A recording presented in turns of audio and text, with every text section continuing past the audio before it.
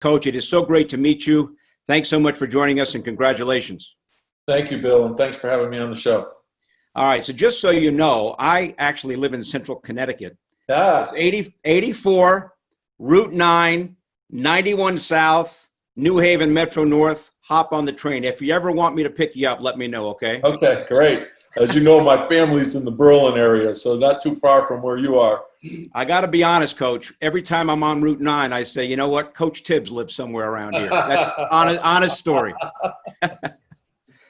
So congratulations. What makes this such a special day for you? Well, I think the big thing, it's always been my dream job. And obviously growing up in Connecticut, my dad and my whole family being huge Knicks fans growing up, and going to the Garden as a kid, and then having the opportunity to coach there in the 90s under Jeff Van Gundy, and with all those great teams, and to get to the finals, there's no better place than to be in that arena. It's the best city in the world, best arena in the world, and you got the best fans in the world. So it's something that I always thought I would love to do. So you referenced your time as an assistant with the Knicks from 96 to 03, working as an assistant coach. What did that experience teach you about what might be ahead for you as a head coach? Well, just how passionate everyone is about the game. The fans are really knowledgeable. It's a great sports city. And then, of course, the history of the Knicks. I think, I grew up when my dad was taken, I was a little kid, and I remember, of course, the great teams of the 70s, and people in New York still talk about those teams. And then, of course, having the opportunity to coach with Jeff and Brendan Malone and Don Chaney and Jeff Nicks, and there was Mike Malone, Steve Clifford. Those guys are head coaches in the league. It was an incredible staff. But I think just being around Patrick and the way he treated everyone, and to be able to win the way we did, the big games there, and I think that was probably the biggest thing for me. It's a very interesting dynamic, of course, because Leon Rose, the new Knicks president, was your longtime agent, and you're very good friends. What are the challenges now of having a business relationship where he theoretically is running the organization when you've been friends for so long? Does that pose any challenges in how things might evolve between you two? I don't think it poses any challenges because we were friends first. I'm represented by the same agency where he was running the basketball division. So he started that up, and I was actually represented by a different agent. William Wesley was the guy who represented me really. But I've known him for a long time. I met him when I was an assistant coach in Philadelphia. He represented Rick Brunson, and we got to be good friends, and we remained good friends throughout the years. And he's represented some of the biggest stars in the league, and he's always handled himself with a lot of class. So I always respected that about him. He's a very pragmatic guy, very thoughtful. I've been in rooms where we were going after some of his free agents, and just seeing how he operated in that setting told me a lot about him. And I always knew that just based on when you know someone for the amount of time that we've known each other. I think one of the things I respect, I think he's always been truthful, and that's how you build trust with people. So I like to be around people like that, and that's what makes this even better for me. Tom, you had great success as a head coach with the Bulls and then Minnesota. What did you learn in those two experiences that you might now be able to bring to the Knicks job? Yeah, I think you learn from each situation. I think if you took it back a step further, even Boston was a great learning experience for me because of all that team went through. And then, of course, to go to Chicago, my first head coaching job, and to have the challenges that we had, you learn from that. Every year, Derrick Rose is the youngest MVP in the league at 22, and we have the best record, and it all changed real quick. And but the team, we had great competitors on that team. I was very proud of what they did. And then to go to Minnesota, those challenges were a lot different. A team that had not been in the playoffs in a long, long time. And to get that turned around in 2 years, I was proud of what we accomplished with them as well. So, Coach, I would think there are a couple of goals here. Obviously, you want to develop the young roster. You also want to win games. How do you accomplish both goals without sacrificing one of the goals? Well, I think in each situation, in every team is different. There's 4 ways to improve your team. You always start off with your internal development. So your player development is critical. It's the most important thing. And then, of course, you add talent with the draft, and then you can add talent through free agency. Now, we have a lot of draft picks. We also have a lot of cap room. And then, of course, you can trade.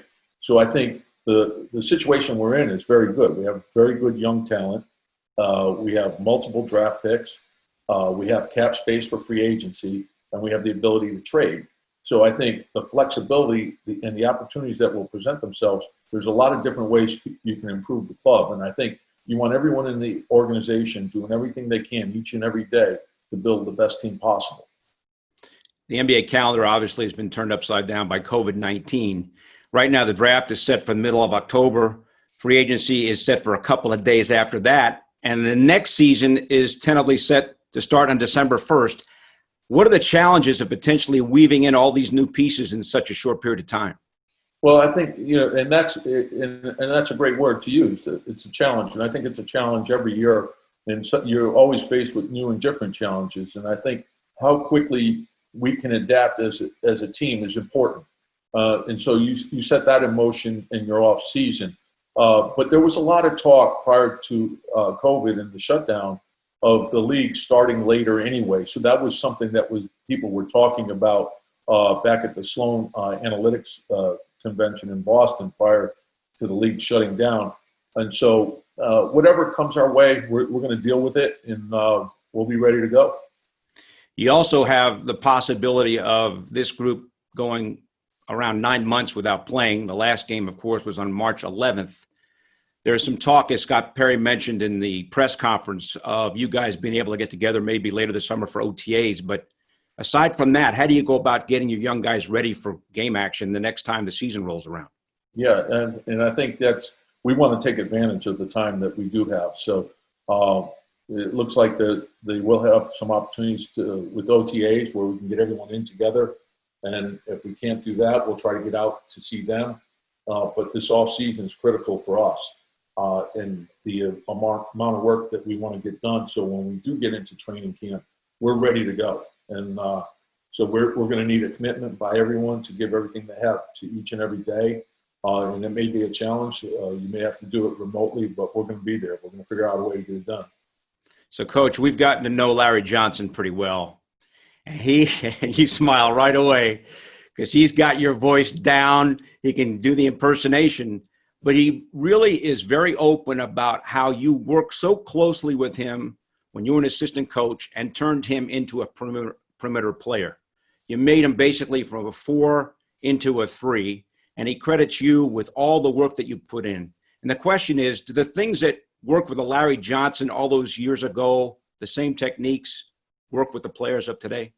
Yeah, well, I think it all starts with fundamentals. And you start with your individual fundamentals, and then you go to your team fundamentals. But you start from a zero base. So some of the same things that we did with him, we would do with players today. But there's also a lot of things that have been added to it. And the one thing about Larry, and I think there's a great appreciation for, the greatness that he brought to the Knicks and his willingness to sacrifice for the team. And that's what made those teams in the 90s so special. Their willingness to sacrifice for each other so the team could have the ultimate success. But Larry reinvented himself. Back injury, we were overloaded at the power forward position, adjusted, went to the small forward position, learned how to shoot threes. But the big thing is, and I take this from, I really didn't know Larry other than coaching against him as an assistant. But I worked for Jerry Tarkanian in San Antonio, and he absolutely loved Larry, and he told us everything that we had heard. We heard some negative, and Tark, he said he's the best. He's the best teammate you'll ever have. He's a great worker, and he proved that. Jeff loved him. His teammates loved him. He was the best teammate, and it was a lot of fun to be around him. But Larry deserves all the credit. Larry was the one that his determination to get that done and his ability to persevere through the back injury, a change of position, and just help us win. That's all he cared. Larry didn't care if he scored 2 points. As long as we won, that's all he cared about. When you look at your current roster, the team that you're inheriting, what do you see? I see a lot of good young talent. So we're excited about that. I think we have to get in and we have to work, but we can't fool ourselves. I think we have to confront the facts. Where are we? And, we have a net rating of a minus 6.54. There's a lot of work to be done. So there has to be a commitment to improvement. And that's what we want to do each and every day, put everything we have into it to get better, so we can start putting the pieces in place to win on a consistent level. It seems at this point that there are at least two cornerstone pieces in R.J. Barrett and also the unique talents of Mitchell Robinson down low. How do you see each fitting into your plan? I think both have very bright futures. And again, it's how we continue to build and how we surround those guys. But it'll be their commitment to improve and get better. They're young leaders. We want a team of leaders, guys that are willing to do the right things and put the team first. And I think if they do that, good things will happen for us. So, Coach, during the press conference, you said you spent some time on the beach in Miami. No one believes that you went a couple of weeks without watching a game of basketball, right? Well, how many Heat practices did you go to? No. I did go to the games. I couldn't stay away from the games, but I did enjoy some time, actually quite a bit of time in Miami, to be honest with you. Let's be honest. Were you looking at game film on your cell phone down there or what? No, you know what I was doing? I did a lot of walking down there. It was, it was enjoyable just to decompress a little bit. It was fun. So what does tomorrow look like for you and the near term in terms of what you're going to start doing now that you've officially become the Knicks coach? Well, the first step is obviously to contact the players, and I want to make sure that we get that done, and then start putting the parameters in and build our work ethic so everyone understands what we're looking for. And I think you build those championship caliber habits each and every day, and then ultimately it's to bring a championship. The ultimate goal is to bring a championship back to the city. It's something that's important to everyone that lives in that city. It's so great to meet you. Congratulations, and thank you so much for joining us. Best of luck and good health as you get things rolling here with the Knicks. Thank you, Bill. Same to you.